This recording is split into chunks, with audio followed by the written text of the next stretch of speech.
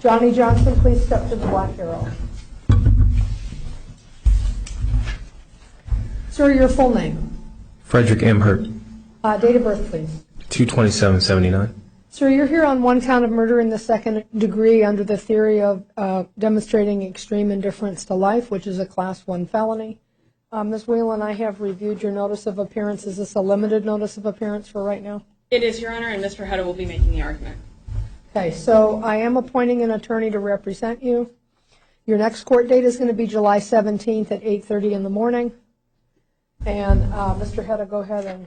Yes. Is it Hutto? Hutto. Hutto. Good evening, Your Honor. Daniel Hutto appearing on behalf of Mr. Hurt, who is present in custody, as you know.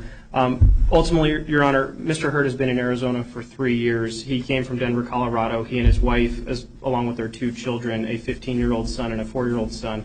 He's a financial advisor. He's self-employed currently, but prior to that, he worked for 2 years with AmeriLife as that financial advisor. He has no criminal history that we're aware of, no failures to appear, and no contacts with law enforcement. I believe Mr. Hurt is 38. That's 38 years old. Again, no prior criminal history.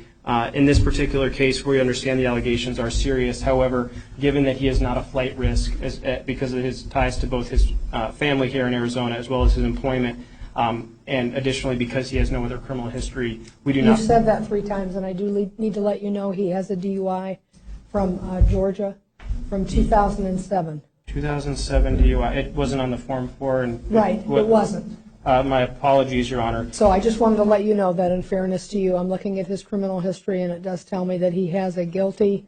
The disposition date is March 14th of 2007. I'm assuming it's a misdemeanor because it is under misdemeanor convictions. Thank you, Your Honor. Okay.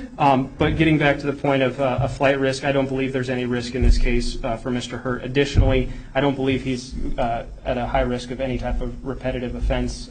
He is not a danger to this community, especially given the monitoring that this court could impose with either some sort of pretrial services.